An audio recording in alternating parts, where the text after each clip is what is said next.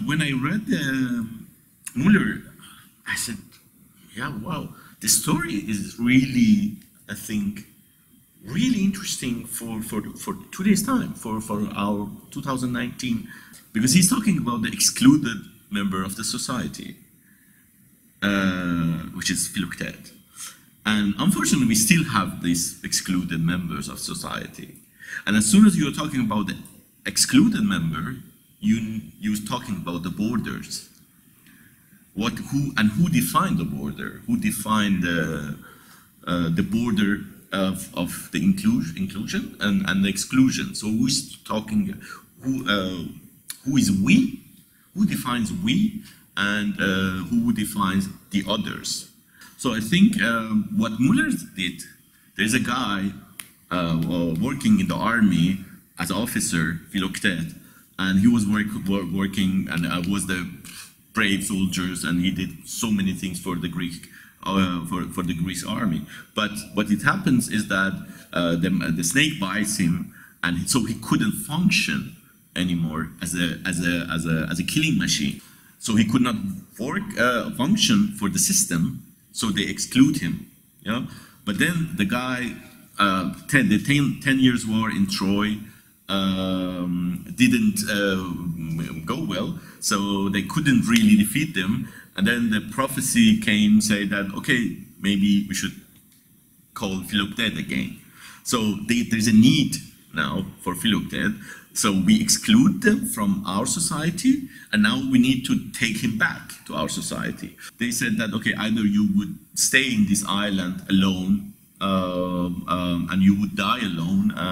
Nobody would remember you if you don't collaborate with us. But if you want to collaborate with us, we can take you to the Troy War. You can be the war hero. We give you this and that. According to the Müller version, which is very interesting, he said that actually it doesn't matter what you choose. They will use you anyway. So even if you say no, I will stay, I will try to keep my dignity, they will use also this in the media, in the system. They change, they bring up the story out of whatever happened. Mm-hmm. So I think what it is in nowadays important is that the story you tell.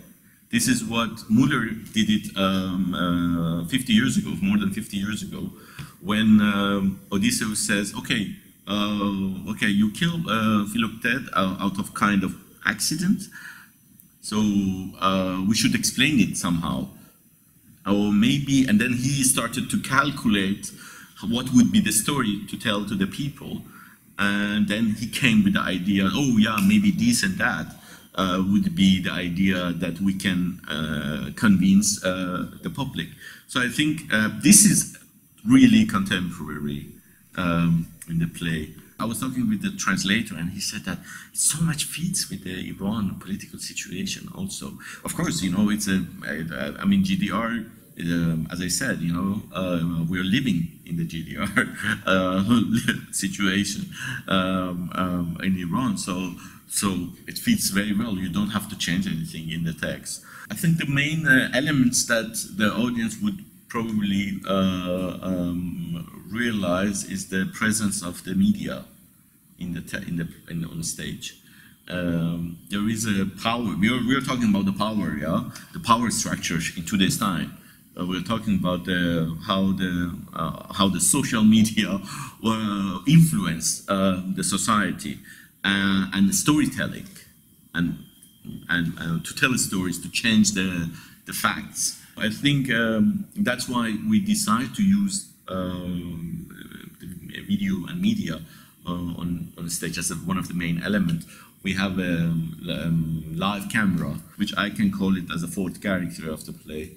I mean, at that time, maybe he was not so much aware about that how much media influenced the society in 60 years or 50 years.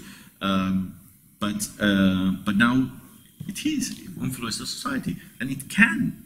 We're talking about bow in the play, over and over. But then what is this bow?